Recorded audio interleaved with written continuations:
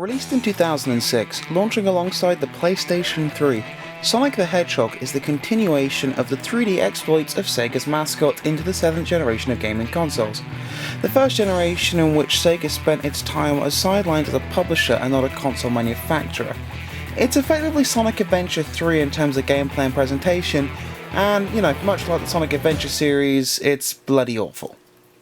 But that's no secret, is it? It's been well documented for almost a decade that this game is god-awful, and considered to be one of the reasons why the Sonic franchise went into a downward spiral, leading to the current state of the series. While that is up for debate, it's certainly widely accepted that this game is absolute rubbish. But no one really says exactly what makes it awful. It's just considered a bad game. And so, after losing a bet to the guys at Serious Impact Works, I'm here finding out firsthand why this game sucks. Oh, by the way, Serious Impact's game Banzai Pecan is now on Steam after a successful Greenlight campaign. I did a couple of videos on it a while back, and it's worth checking out if you have any love for beat-em-ups or hard games that won't baby you. I'll put a link in the description. A disclaimer, I am friends with the developers, hence why I made this stupid bet with them. Right, to business. The game is divided into 3 campaigns: Sonic, Shadow, and new character Silver the Hedgehog. For this, I'll start with the Sonic chapters. A familiar character, a safe spot to start at, what could go wrong? Well, to be fair, the character actually plays like you'd expect him to play. Fast, a little floaty in the right areas with a good jump. The fundamentals of movement are here. What kills this though is a problem that really could have been fixed either with a patch or a couple of extra runs of development: the camera. Unlike most games that allow the camera to freely pass through objects or, allow the character to be focused on at all times, the Sonic 06 camera has a habit of getting stuck in the environment, failing to keep up, and most awkward of all, time pointing in the wrong direction. It's a real pain in the ass to say the least when several challenges involve bouncing through hoops in the quickest time as possible, and the camera, in bird's eye mode, just plain won't let you make your mark. I'm pretty sure it's self-aware at times too, as when the camera goes apeshit, it does this at the least convenient moments. Getting stuck on the wrong side of doors, focusing on the action behind me instead of in front of me, it's a mess. This alone will cripple the game, but there's something so much more sinister, far worse at hand, that when combined with the camera, it just plunges this game into a dark abyss from which it never emerges, and that's that the levels don't work properly. This isn't a joke.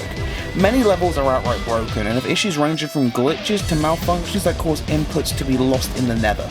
I can't tell you how many times the Crisis City stages killed me, not with fairness, challenge, or anything like that, but because the game didn't bother to read my jump input and I fell down to my death. Several times, in a fucking row.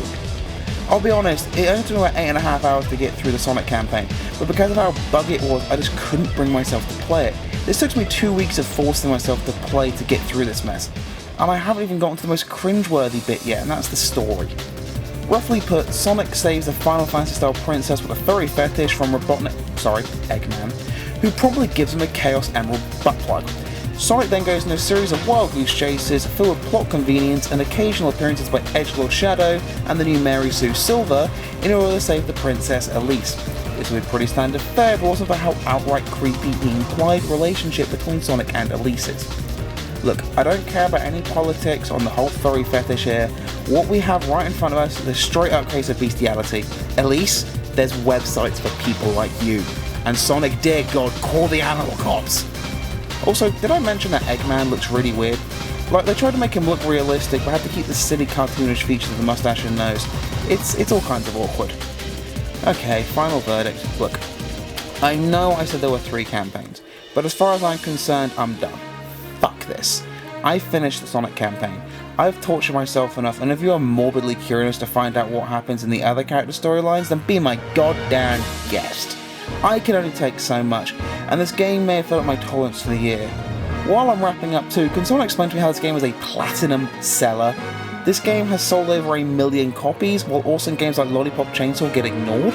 If ever there was an injustice, it's this and the fact the game is 9 years old, doesn't actually visually look that bad, and never once got a patch.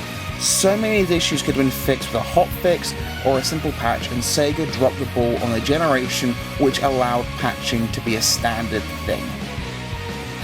You know what, at least my purchase of this particular copy wasn't an injustice at all. The game itself was cheap, and I got this copy for $10 in a charity listing, so at least it did good by someone somewhere. And the moral of the story, Cupcakes, don't make stupid bets, and buy Banzai Picao already so I don't have to play this shit ever again.